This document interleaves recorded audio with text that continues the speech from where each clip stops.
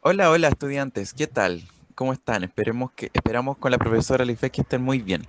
Les traemos el video tutorial de la clase 12 sobre discurso argumentativo, en el cual nosotros vamos a ver recursos lingüísticos de este tipo de texto.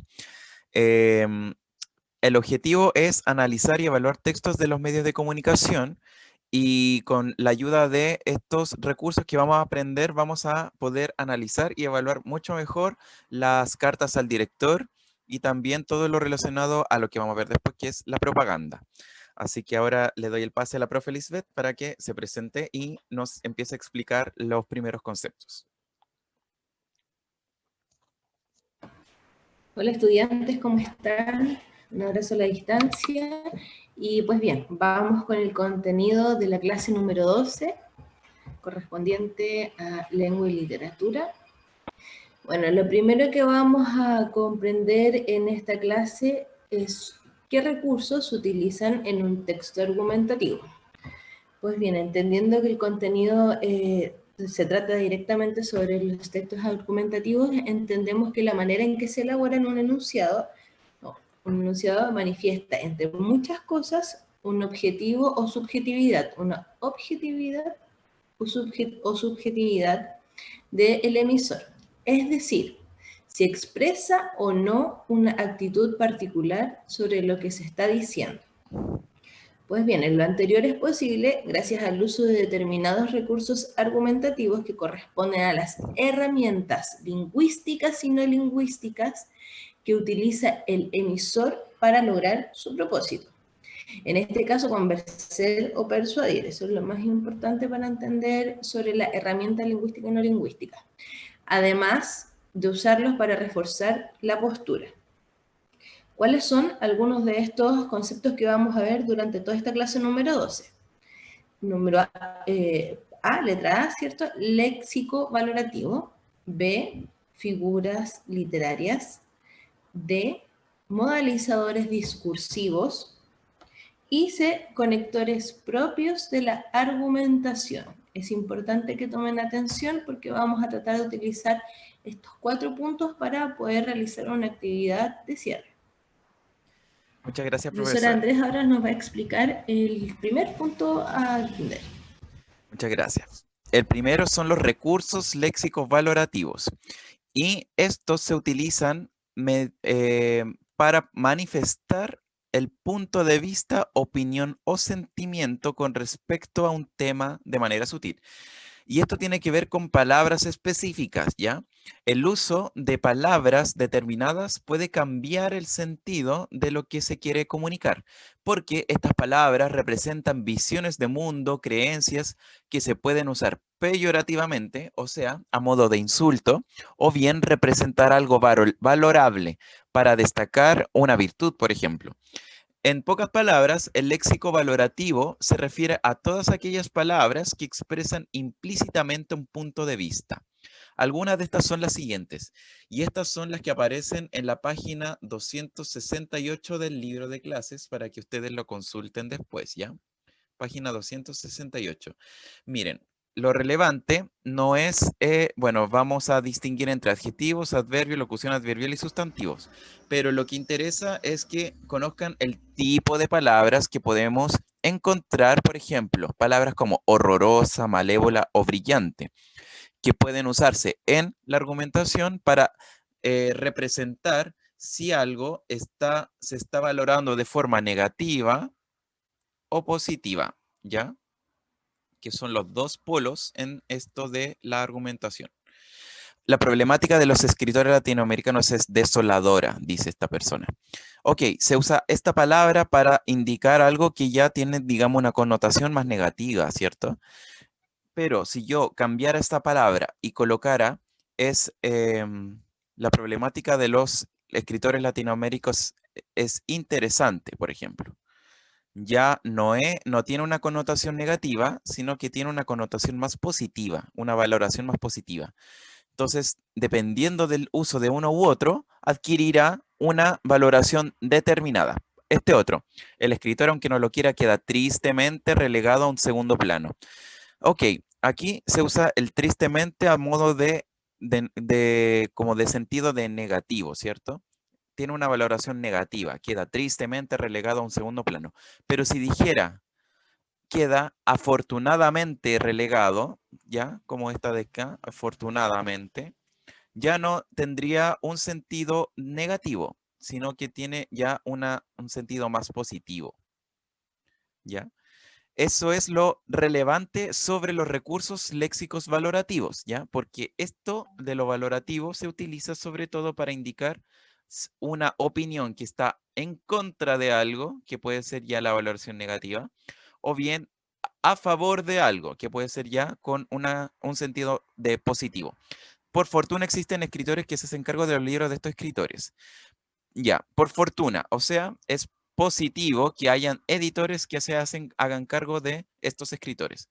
Pero si dijera por desgracia, por ejemplo, por desgracia, ya ahí cambia la cosa. Ya tiene un sentido negativo. Es desafortunado que existan editores, ¿ya? Entonces, esa es la idea. Nada entrega mayor placer que la lectura de un buen libro y si es de un escritor americano, doble placer. Ya. Esto entonces está en un sentido de estar comentando positivamente esto. Pero si cambiáramos esto y dijera no entrega mayor insulto, por decirlo así, insulto que la lectura de un buen libro. Ya, esto no es que tenga mucha coherencia porque no va a ser un insulto leer un buen libro, pero es un ejemplo. Y si es de un escritor latinoamericano, doble insulto. Y esto ya no tiene una valoración positiva, sino que ya es ya una valoración más negativa. A eso va esto de los recursos léxicos valorativos estudiantes, para que lo tengan muy claro. Ahora viene la profesora Lisbeth con el segundo tipo de recursos lingüísticos de la argumentación. Gracias, Andrés. Pues bien, entendiendo ya lo anterior, vamos a hablar sobre el segundo punto, figuras literarias. Para entender que las figuras literarias son recursos que se emplean para expresar ideas con sentimiento que van más allá de lo literal. Por lo general, se usan figuras literarias para embellecer el lenguaje y a veces complejizarlo. Pero en el caso del discurso argumentativo, lo vamos a entender y ocupar para enfatizar o dar una mayor expresividad a lo que se dice. Pues bien, vamos a ver algunos de estos ejemplos en las páginas 269 del libro de clases que ustedes tienen en su poder. Ya chicos, vamos a entender entonces anáfora o repetición. Consiste en la repetición de palabras al comienzo de una frase con el propósito de enfatizar o llamar la atención del receptor sobre algo. Para entender bien cómo es la repetición y el llamado de atención que necesita realizar el emisor, lo vamos a ver con este ejemplo. No importa que moleste, no porque ello deja de ser un objeto de exhibición o de ornato. Aunque se le encarcele, aunque se exilie, aunque se fusile, aunque se confisque obras, aunque se le deje permanecer inéditas, el nombre de los escritores a los que en su momento se les ha hecho mártires se invoca más tarde en las ceremonias oficiales. Entonces, aquí vemos efectivamente en el ejemplo de la anáfora la palabra aunque, ¿cierto? Aquí reiteradas veces se repite una palabra al comienzo de la frase enfatizando de que pueden existir ciertas cosas, como lo menciona aquí, aunque, para llamar la atención de nosotros mismos, ¿ciertos? Y en ese sentido vamos a entender que este conector, aunque especifica los múltiples castigos políticos, ¿ciertos?, que pueden ser sometidos a este escritor. Esto es para destacar, ¿cierto?, que a pesar de que seguirán ciertas cosas, esto, o lo que se estaba mencionando, ¿cierto?, seguirá presente en la sociedad. Pues bien, entendiendo la anáfora y la constante repetición para enmarcar, vamos a entender la enumeración. La enumeración se nombran sucesivamente ideas vinculadas entre sí como elementos integrantes de un conjunto.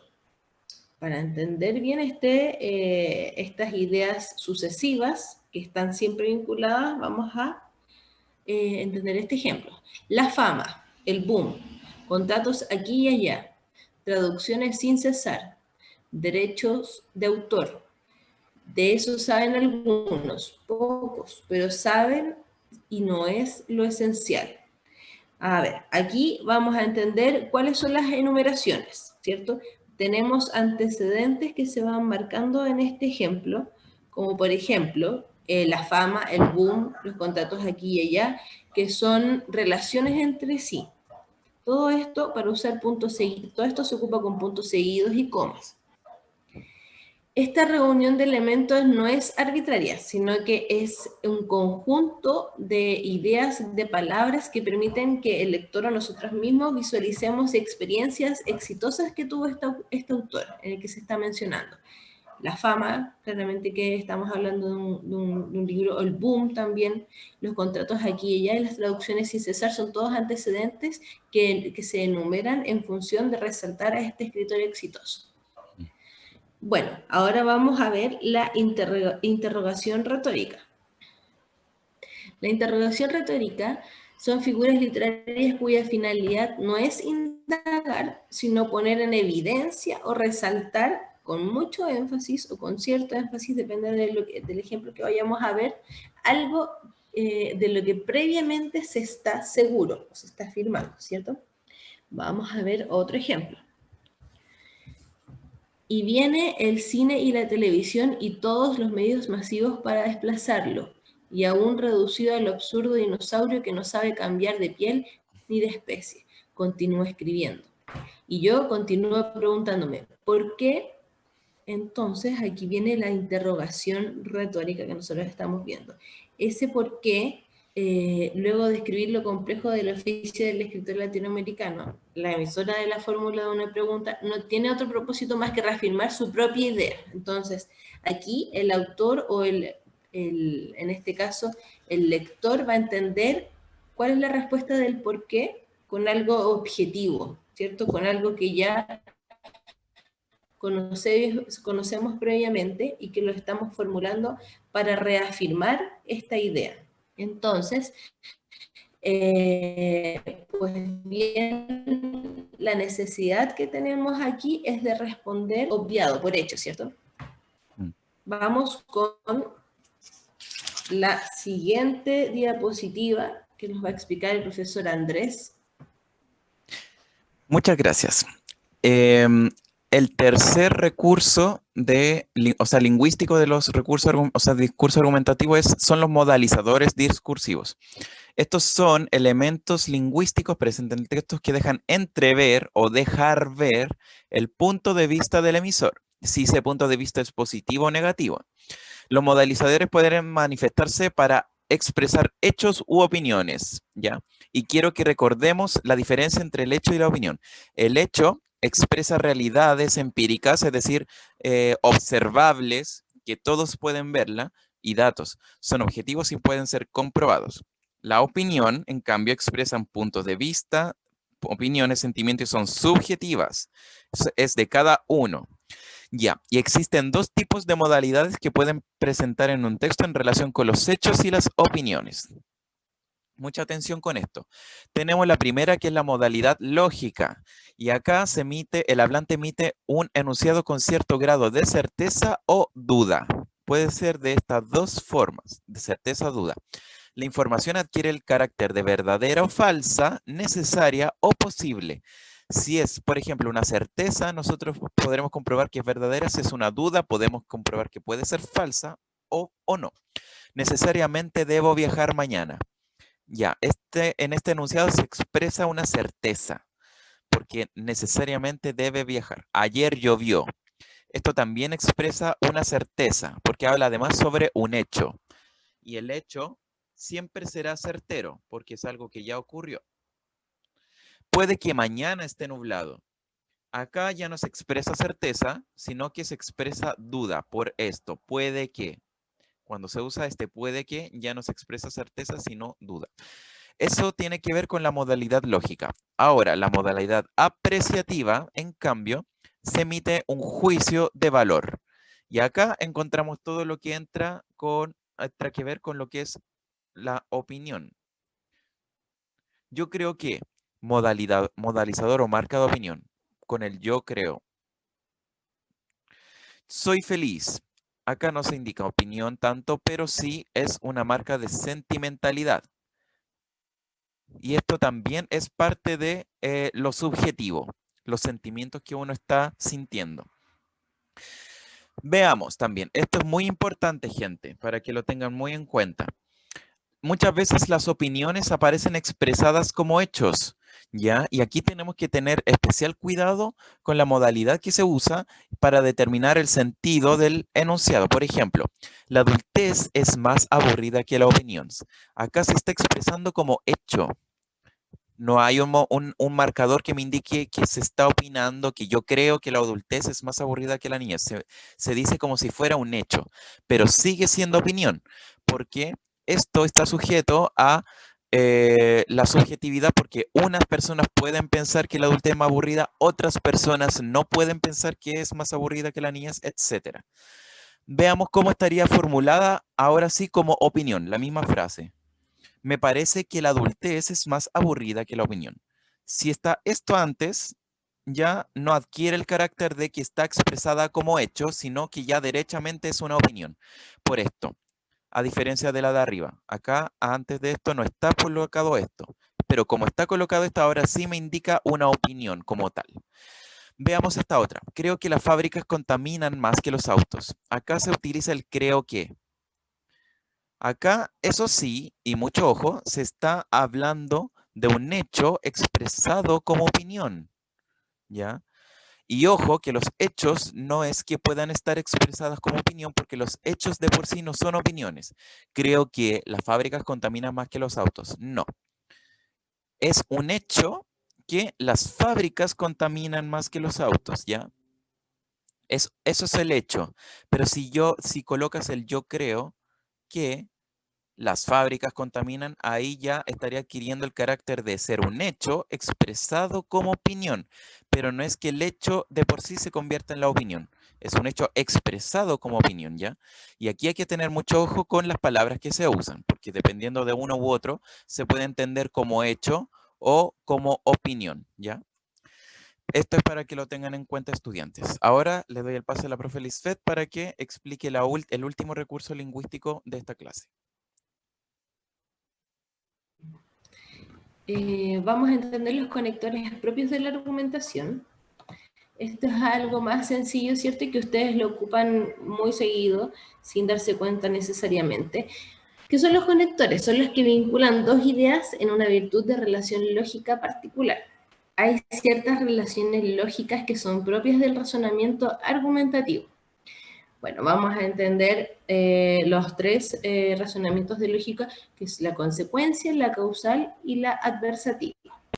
La consecutiva indica consecuencias, ¿cierto?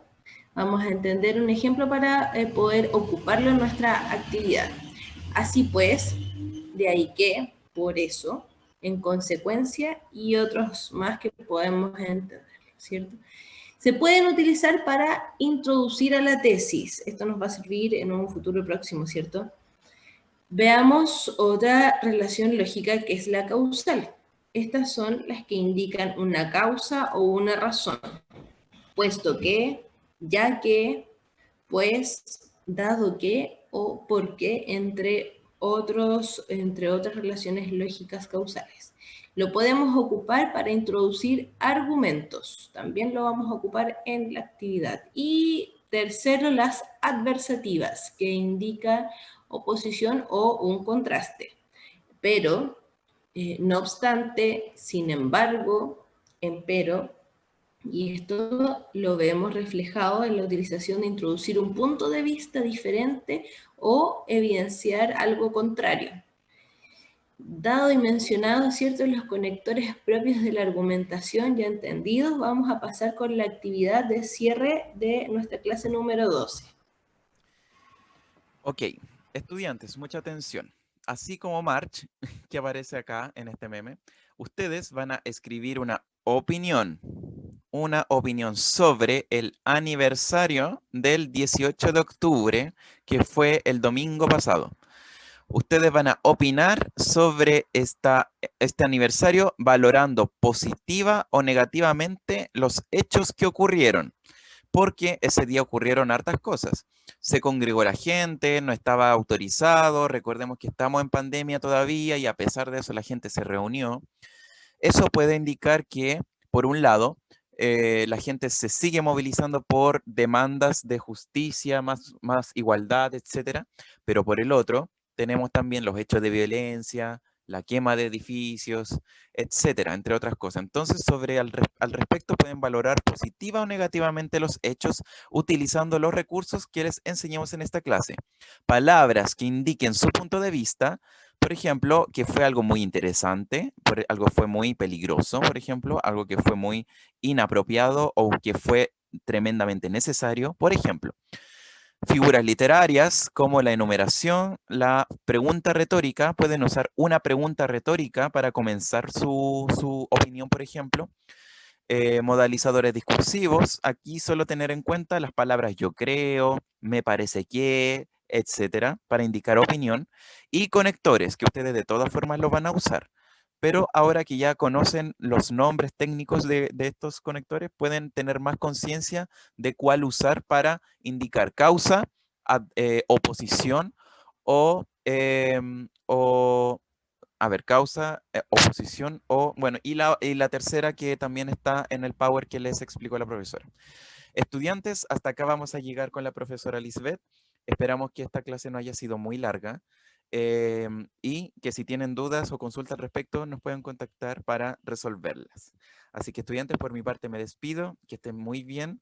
Es un agrado tenerlo al otro lado de la pantalla y nos seguiremos viendo en las siguientes reuniones tutoriales. Ahora le doy el pase a la profe Lisbeth para que se despida. Gracias chicos por tomar atención. Los canales de comunicación siempre están fluidos entre nosotros, así que podemos comentar, orientarnos bajo cualquier punto que estimen conveniente. Un abrazo para todos y nos vemos en la próxima clase. Adiós estudiantes, que estén bien.